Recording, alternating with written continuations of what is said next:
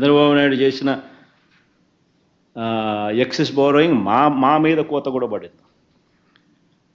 ఆ రకంగా చూసుకున్న చంద్రబాబు నాయుడు గారు ఆ టైంలో 28,457 కోట్ల రూపాయలు ఎక్సెస్ బోరోయింగ్ తాను చేస్తే మా హయాంలో ఎక్సెస్ బోరోయింగ్ ఎంత అంటే కేవలం 1,600 కోట్ల రూపాయలు.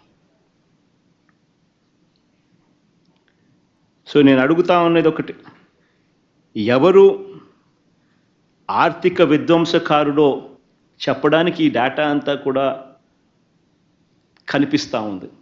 ఎవరు క్రమశిక్షణతో నడిచారు, రాష్ట్ర ప్రభుత్వాన్ని నడిపించారు అని చెప్పడానికి ఈ డేటా అంతా కూడా చూస్తే ఎవరికైనా అర్థమవుతుంది. సూపర్ 6లు సూపర్ 7లు ఇవన్నీ కూడా ఎగ్గొట్టడానికి ఈ మనిషి ఒక భూతం ఉన్నట్టుగా ప్రచారం చేసే కార్యక్రమాలు చేస్తూ ఉన్నాడు. వాస్తవం చెప్పాలనంటే చంద్రబాబు నాయుడు గారి హయాంలో కోవిడ్ లాంటి మహమ్మారి ఎప్పుడూ లేదు. 2 సంవత్సరాలు కోవిడ్ లాంటి మహమ్మారి వైఎస్ఆర్సీపీ ప్రభుత్వం అధికారంలోకి వచ్చిన తర్వాత మా ప్రభుత్వం హయాంలో కోవిడ్ లాంటి మహమ్మారిని చూసాం.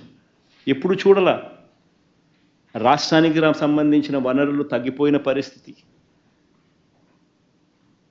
అనుకోని ఖర్చులు పెరిగిన పరిస్థితులు, ఒక విచిత్రమైన పరిస్థితి దేశంలో కాదు ప్రపంచంలోనే ఎప్పుడు చూడని కోవిడ్ లాంటి మహమ్మారి 2 సంవత్సరాలు రాష్ట్రాన్ని బట్టి పీడించింది, దేశాన్ని బట్టి పీడించింది, ప్రపంచాన్ని బట్టి పీడించింది.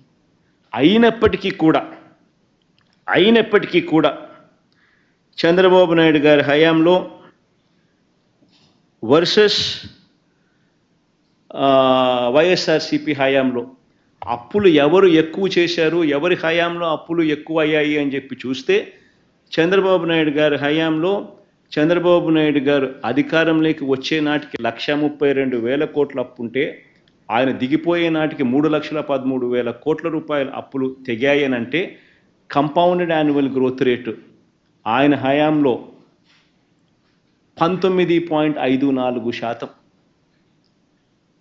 కంపౌండెడ్ యాన్యువల్ గ్రోత్ రేట్ అంటే వార్షిక అప్పుల వృద్ధి రేటు.